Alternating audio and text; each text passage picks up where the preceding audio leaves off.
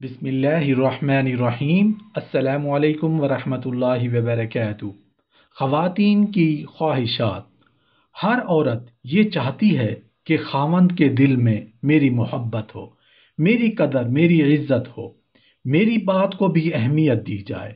اس کا ایک ہی طریقہ ہے کہ آپ خاوند کے سامنے ایسا اخلاق اور ایسا کردار پیش کریں کہ اس کو ایسی محبت اور خلوص دیں کہ وہ خود ہی آپ کی خوبیوں کا متعارف ہو جائے۔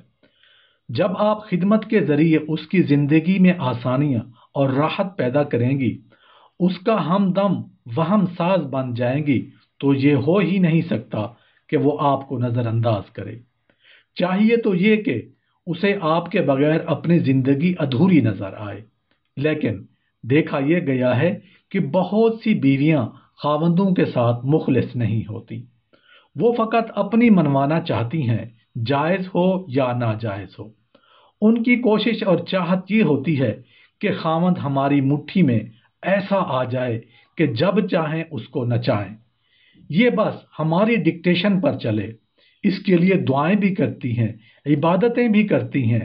عام طور پر دیکھا گیا ہے کہ عورتوں کے لیے نفل اللہ کی رضا کے تو تھوڑے ہوتے ہیں، یا اولاد مانگنے کے لیے ہوتے ہیں، یا خاوند کو قابو کرنے کے لیے ہوتے ہیں۔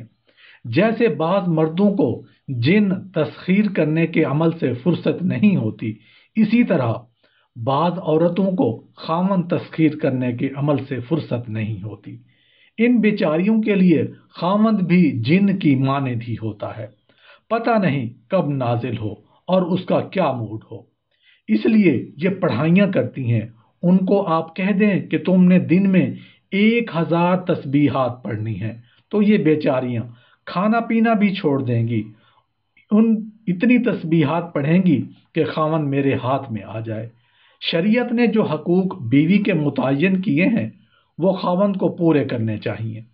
بیوی کو ایسا عمل کرنے کی کوئی اجازت نہیں کہ جو وہ خاوند کو اتنے قابو میں لے آئے کہ اگر خلاف شرع بات بھی کہہ دیں تو خاوند اس پر آمین کہہ دے۔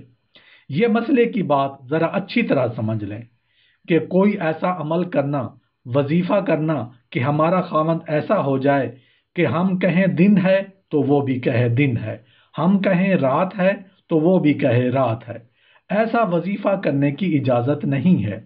شرعی حدود کے اندر عورت کے جو حقوق ہیں، ایسا وظیفہ کرنے کی اجازت نہیں۔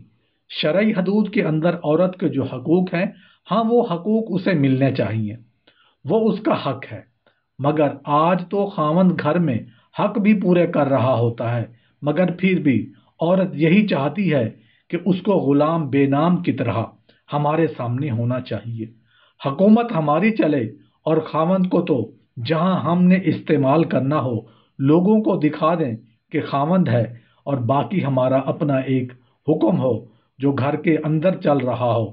اس لیے بات بات پر جھگڑے کرتی ہیں، یہ بات نہیں ہونی چاہیے۔ اللہ تعالیٰ قرآن پاک میں ارشاد فرماتے ہیں، الرجال قوامون علی النساء بما فضل اللہ بعضهم علی بعض۔ مرد عورتوں کے نگہبان اور سرپرست ہیں، جیسے کہ اللہ نے بعض کو بعض پر فضیلت دی ہے۔ لہذا اللہ پاک نے مردوں کو گھر میں جو حیثیت اور فضیلت دی ہے، آپ اس پر دل سے راضی ہو جائیں اور شوہر کی دل و جان سے خدمت کرتی رہیں۔ اس سے شوہر کے دل میں محبت پیدا ہوگی اور اللہ پاک کے ہاں آپ کو خاص درجہ اور مقام ملے گا۔ جو خاوند حضرات اپنے گھر کے اندر بیوی سے لڑتے ہیں، ڈانٹ ڈپٹ کرتے ہیں، پھر وہ امید رکھتے ہیں کہ ہمارے گھر کے اندر خوشیوں بھری زندگی ہوگی، یہ بے وقوفی اور جہالت کی علامت ہے۔ کبھی ایسا ہو ہی نہیں سکتا۔ یاد رکھیں کہ بیوی کوئی بکری نہیں ہوتی جو جنگل سے آئی ہے اور ہم پکڑ کر اس کے گلے میں رسی ڈال دیں۔ وہ کسی کی بیٹی ہے، اس کی ماں نے اسے آزاد جنا ہے۔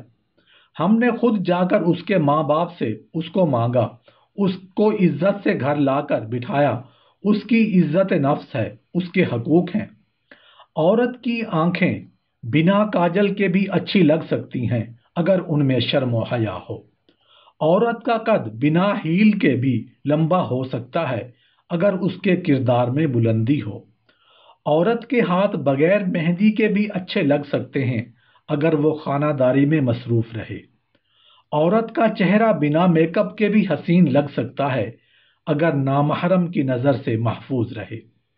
عورت بنا ورزش کے بھی فٹ رہ سکتی ہے اگر نماز کی پابند ہو تو۔ لب بنا لپسٹک کے بھی خوبصورت لگ سکتے ہیں اگر درود پاک پڑھتے ہوئے ہلتے رہیں تو۔ اگر اس قوم کی عورت آج بھی حیا کی چادر اوڑھ کر امہات المومنین کے نقش قدم پر چلنے لگے تو امت مسلمہ سنور سکتی